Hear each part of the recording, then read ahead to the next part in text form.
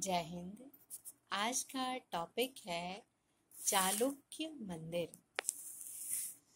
उत्तर भारत में जब गुप्त मंदिरों का निर्माण हो रहा था, उसी समय दक्षिणापथ में बादामी के चालुक्यों के प्रश्रय में मंदिर वास्तु परंपरा तीव्र गति से विकासोन्मुख हो रही थी। परवर्ती नागर एवं द्राविड़ मंदिरों के स्वरूप निर्धारण में इन प्रारंभिक चालुक्य मंदिरों का योगदान गुप्त मंदिरों से भी अधिक है। इस मंदिर का प्रारंभ बीजापुर जिले के ऐहोल नामक स्थान पर प्राप्त होता है, जो आज एक नष्ट प्राय गांव है। वो गांव नष्ट प्राय हो चुका है। चालुक्यों का एक प्रमुख राजनीतिक केंद्र होने के कारण ऐहोल चालुक्य कृतियों का भी प्रमुख केंद्र था, जहां से पुलकेशिन द्वितीय का महत्वपूर्ण लेख प्राप्त हुआ है। गुप्त मंदिर संपूर्ण उत्तर एवं मध्य भारत से प्राप्त होते हैं, किंतु चालुक्य मंदिर उनके 3 प्रमुख केंद्र ऐहोल, बादामी एवं पट्टकदल तक ही सीमित रहे हैं। इस सीमित क्षेत्र में भी चालुक्य कलाकारों ने मंदिर को जो स्वरूप प्रदान किया, वे परवर्ती वास्तुकारों के लिए आदर्श स्वरूप ग्रहण किया गया। 5वीं शताब्दी से 8वीं शताब्दी तक यहाँ निर्माण कार्य होता रहा, जिसे मंदिर वास्तु के स्वर्णिम पूर्व मध्य युग की पृष्ठभूमि कही जा सकती है। अब ऐहोल मंदिर सबसे पहले ऐहोल में 450 ईस्वी से 650 ईस्वी के मध्य अनेक मंदिर गुप्त वास्तुकला के सिद्धांत पर निर्मित। बहुत सारे मंदिरों का निर्माण हुआ, लेकिन वो गुप्त वास्तुकला के सिद्धांत पर आधारित थे। यहाँ के भी प्रारंभिक मंदिर सपाट छत के थे, किंतु धीरे धीरे इन पर द्वितीय भूमि या शिखर का निर्माण किया गया। ऐहोल मंदिर की यह विशेषता है कि अविकसित मंदिर में भी गर्भगृह के समक्ष स्तंभों पर टिका मंडप निर्मित है, जो मंदिर वास्तु के विकास में एक महत्वपूर्ण चरण था। यहाँ से विभिन्न रूपों में प्राप्त मंदिरों से यह ज्ञात होता है कि कलाकार अभी किसी निष्कर्ष पर नहीं पहुंचा था कि हिंदू मंदिर को कौन सा निश्चित स्वरूप प्रदान किया जाए।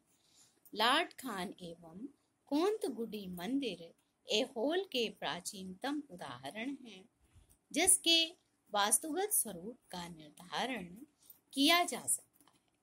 लाट खान मंदिर के जीर्णोद्धार के कारण बाह्य रूप परिवर्तित हो गया है, किंतु मूलतः यह एक सपाट छत का वर्गाकार मंदिर था, जिसके 3 ओर दीवारों से प्रदक्षिणा पथ का निर्माण किया गया है।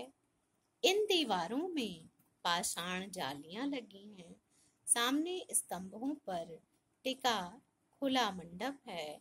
खुले मंडप के पश्चिम में एक विशाल मंडप वर्गाकार स्तंभों पर टिका है। इन स्तंभों की स्थिति से दोहरे प्रदक्षिणा पथ का निर्माण होता है। इसके मध्य में विशाल नंदी मूर्ति स्थापित है। इसके पश्चिम में गर्भगृह अत्यंत ही छोटा है।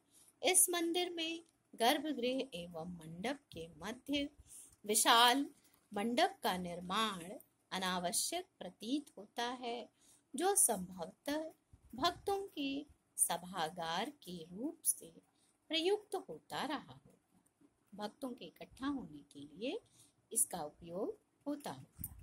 ऐहोल के दुर्गा मंदिर में इस वास्तुगत दोष के निवारण का प्रयास किया गया, जिसे बौद्ध चैत्यगृहों का हिंदू रूपांतर कहा जा सकता है।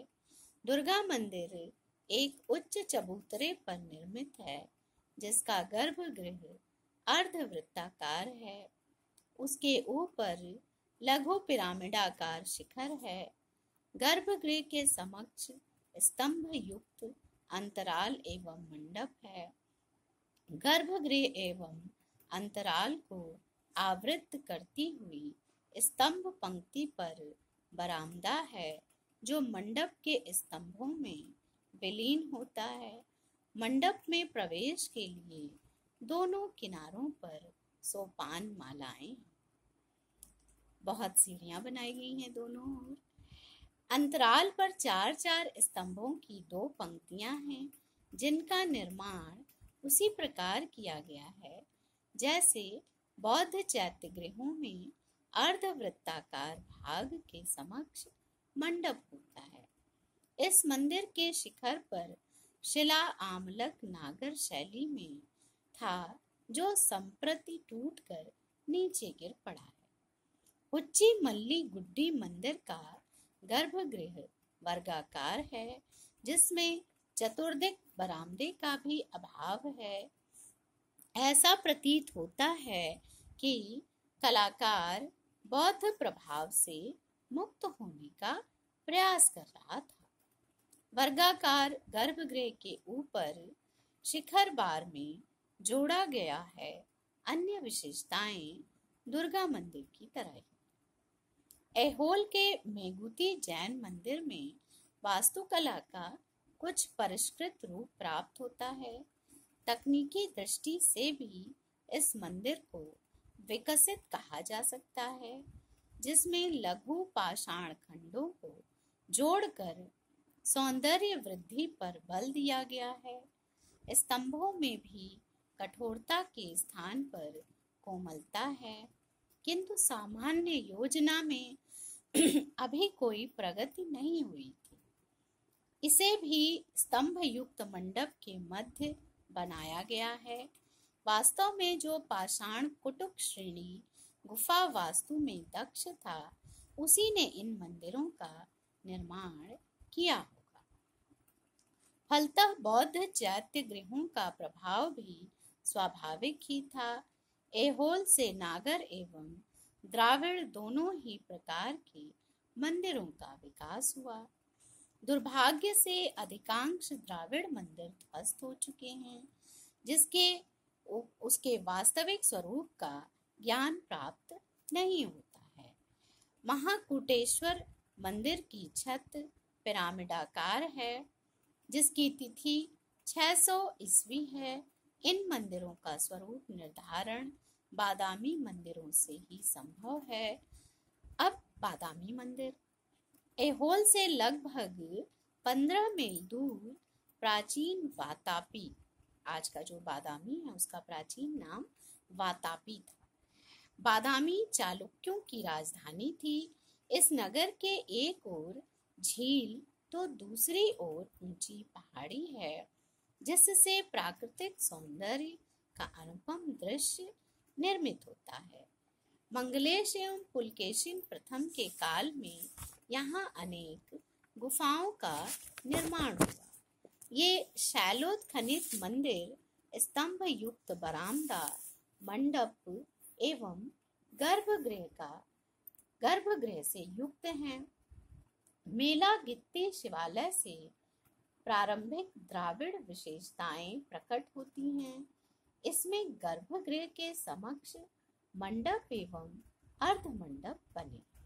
एकाश्मक विशाल स्तंभ के शीर्ष पर आले तथा लटकते छज्जे गुफा वास्तु परंपरा के ही द्योतक हैं। इसमें पिरामिडाकार शिखर आले अठपहलू खंडों से बना है। इसके समीप ही एक अन्य मंदिर यद्यपि आकर्षक नहीं है, किंतु शिखर के वर्गाकार खंडों से विकास प्रक्रिया का अनुमान लगाया जा सकता है। अभी वास्तुकलाकार शैलोत्खनित मोह के उससे विरत नहीं हो पाया था। वह धीरे धीरे रचनात्मक मंदिरों की की शैली का अभ्यास कर रहा था, जिसकी सफलता उसे पट्टकदल मंदिर में उपलब्ध हुई। पट्टकदल बादामी से 10 मील दूर पट्टकदल चालुक्यों का तृतीय महत्वपूर्ण राजनीतिक एवं सांस्कृतिक केंद्र था। विजयादित्य तथा विक्रमादित्य द्वितीय के काल में लगभग 8वीं शताब्दी में यहाँ चालुक्यों के विकसित मंदिर निर्मित हुए। यहाँ से 10 मंदिर सुरक्षित स्थिति में प्राप्त हुए हैं, जिन्हें प्रारंभिक नागर एवं द्राविड़ का उदाहरण माना जा सकता है। इनमें पापनाथ, जम्बूलिंग, कर सिद्धेश्वर तथा काशीनाथ मंदिर यदि नागर विशेषताओं से संपन्न है, तो संगमेश्वर, विरूपाक्ष, मल्लिकार्जुन, गलगनाथ, सोमेश्वर एवं जैन मंदिर द्राविड़ शैली के परिचायक। उनमें नागर, पापनाथ एवं द्राविड़ विरूपाक्ष मंदिर सर्वाधिक सुरक्षित हैं, जिसने पट्टगदल में विकसित नागर एवं द्राविड़ शैली की विशेषताएं ये हैं। पापनाथ मंदिर, यह मंदिर मूलतः विष्णु एवं सूर्य से संबद्ध था, किंतु बाद में शिव मंदिर के रूप में परिवर्तित हो गया। इस मंदिर के गर्भगृह, अंतराल, मंडप तथा अर्ध मंडप मुख्य क्षैतिज अंग हैं, जिनकी संवेद लंबाई 90 फीट है। प्रवेश द्वार पश्चिम की ओर है। सबसे पूर्व में एक छोटा सा गर्भगृह है, जिस पर लघु रेखा शिखर बना है। इसके अर्ध मंडप में 2, मंडप में 16 तथा अंतराल में 4 स्तंभ लगे हैं। इस मंदिर का अंतराल दोषपूर्ण है। अंतराल का उद्देश्य गर्भगृह एवं मंडप को जोड़ना है, किंतु यहाँ आवश्यक रूप से विशाल अंतराल एक प्रांगण की भांति प्रतीत होता है। मंदिर के इस असंतुलित विभाजन से विभिन्न अंगों की छतों में भी कोई अनुपात नहीं है। दीवार एवं स्तंभ स्थूलकाय है। स्तंभों के शीर्ष भाग पर खुले भाग के कारण यह मंदिर गुफा वास्तु के प्रभाव से वंचित न रह सका। दीवार के शीर्ष के नीचे कुछ अंश मंदिर घुसा हुआ है, जैसे कि संपूर्ण मंदिर मेखला वृत्त हो। आधार भाग भी उसी प्रकार की गहरी रेखा है। दोनों के मध्य रिक्त स्थान को मूर्तियों से अलंकृत किया गया है। बाह्य दीवार में चतुर्दिक 2 स्तंभ के ऊपर छज्जे में विशाल ताकों का निर्माण किया गया है, जो मंदिर के ही प्रतिरूप प्रतीत होते हैं। ये अंग भी मूर्तिकला के आधार हैं। इस प्रकार मूर्तियों से मंदिर के सौंदर्य की वृद्धि का प्रयास निश्चय कलाकार के सौंदर्य ज्ञान का बोधक है, किंतु वास्तुकला अंगों की अनुपातहीनता वास्तुकार की अनुभवहीनता का एवं अविवेक का ही परिचय देती है। जब कलाकार को स्वदोष का बोध हुआ, तो उसने परिष्कृत रूप में विरूपाक्ष मंदिर का निर्माण किया। विरूपाक्ष मंदिर पट्टगदल के द्राविड़ मंदिरों का सर्वाधिक विकसित रूप विरूपाक्ष मंदिर में प्राप्त होता है। ऐसा प्रतीत होता है कि विक्रमादित्य द्वितीय ने कांची विजय के पश्चात उसके प्रतीक रूप में इस मंदिर का निर्माण कराया, जिसे पल्लव शैली का ही प्रयोग किया गया है। कांची के वास्तुकारों ने यहाँ द्राविड़ मंदिरों का स्वरूप निर्धारित किया। विरूपाक्ष मंदिर प्रारंभिक चालुक्य शैली का चूड़ांत दृष्टांत है। यह एक उच्च अधिष्ठान पर अधिष्ठित है। गर्भगृह, अंतराल, मंडप, अर्ध मंडप तथा सामने नंदी मंडप इस मंदिर के प्रमुख अंग हैं। गर्भगृह ढके प्रदक्षिणा पथ से आवृत है। पापनाथ मंदिर में कलाकार की जो अनुभवहीनता थी वह विरूपाक्ष मंदिर में कहीं भी दृष्टिगत नहीं होती है।